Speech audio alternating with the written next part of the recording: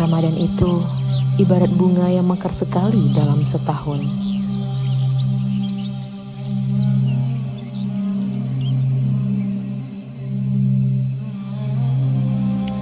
Bulan yang di dalamnya terdapat malam terbaik dari 1000 bulan.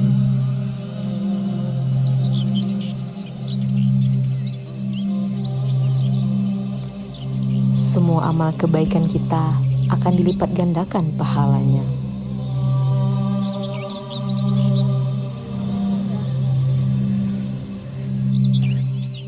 Bulan yang di dalamnya terdapat satu malam diturunkannya Al-Quran.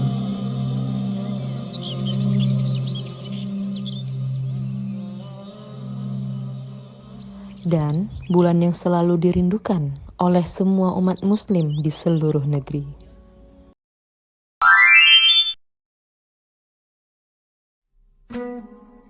Assalamualaikum warahmatullahi wabarakatuh. Alhamdulillahilladzi unzila fihi al-Qur'an hudan linnas wa bayyinatin minal huda wal furqan.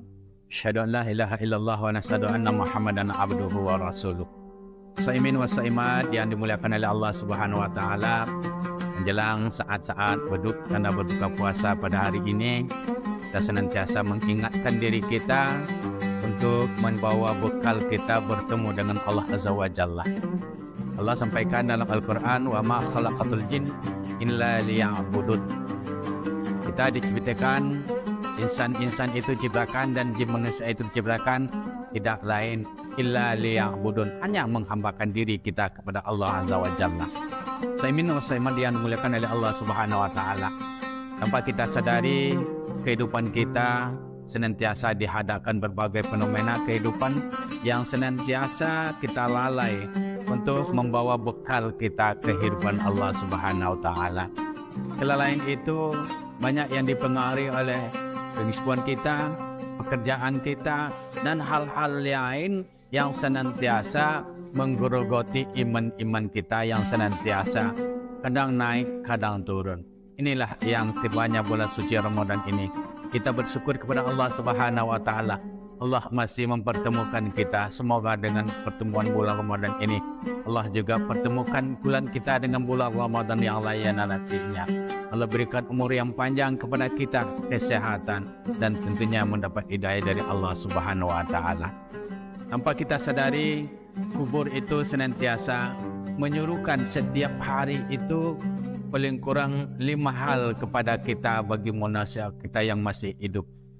Yang pertama, kubur itu menyerukan kepada kita, carilah temanmu ketika kamu masih hidup di dunia ini untuk kamu nanti bawa ke alam kubur. Karena di alam kubur itu teramat sempit. Kubur itu tersendiri adalah teramat gelap.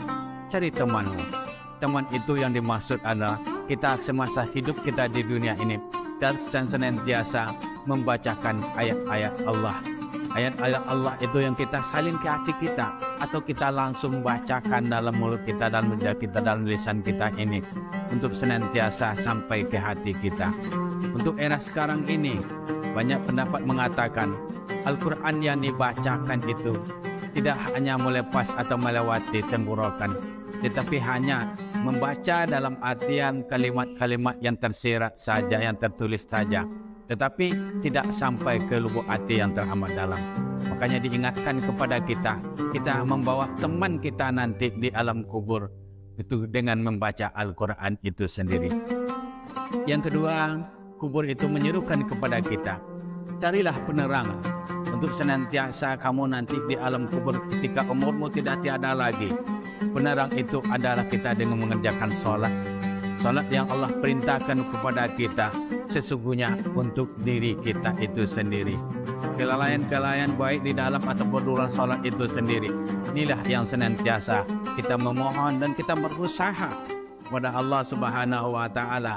Semoga dalam salat kita ini tidak ada lagi kelalaian-kelalaian, apatah lagi di luar salat kita. Kita penuhi syarat dan rukunnya. Kita penuhi segala aturan-aturan yang Allah tetapkan melalui Nabi kita Muhammad sallallahu alaihi wasallam. Yang ketiga, seruan kubur itu kepada kita, carilah alas tempat tidur kamu nanti yang akan kamu bawa itu ke alam kubur.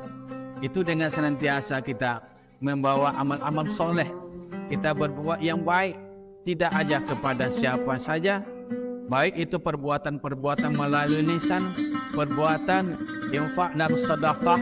Itulah yang nantinya menjadi alas tempat tidur kita ketika kita sudah berada di alam barzakh atau alam kubur itu sendiri. Yang keempat adalah kita dianjurkan, diserukan oleh kubur itu sendiri kepada yang masih hidup.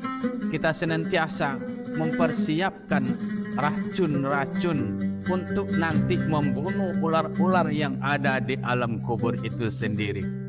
Racun-racun yang kita bawa semasa hidup kita ini, kita persiapkan dalam kehidupan kita. Salah satu adalah dengan senantiasa kita membaca basmalah atau bismillahirrahmanirrahim. Artinya dalam kehidupan kita, apapun yang kita lakukan yang Allah reda, kita awali dengan ucapan izin Allah, bismillahirrahmanirrahim. Kalaulah kita mengucapkan bismillahirrahmanirrahim dalam segala aktivitas kita, ini juga di samping memberikan makna yang tersendiri dalam perbuatan kita sehari-hari ketika kita masih hidup, dan ini juga akan membunuh racun-racun ular yang nantinya yang ada di dalam kubur. Yang kelima adalah seruan kubur yang setiap harinya menghampiri manusia yang masih hidup. Kita dianjurkan untuk senantiasa membaca kalimat-kalimat tauhid dalam kehidupan kita. Kita senantiasa mengucapkan kalimat La ilaha illallah Muhammadar Rasulullah. Inilah yang senantiasa seruan kubur yang nantinya akan menemani kita, akan menerangi kita, akan memberikan alas tempat tidur kita, dan akan memberikan racun kepada ular-ular yang ada di kubur. Semoga apa yang kita sampaikan ini menjadi renungan dalam kehidupan kita. Kita bisa mengamalkannya dalam kehidupan kita sehari-hari. Billahi taufiq wal hidayah. Wassalamualaikum warahmatullahi wabarakatuh.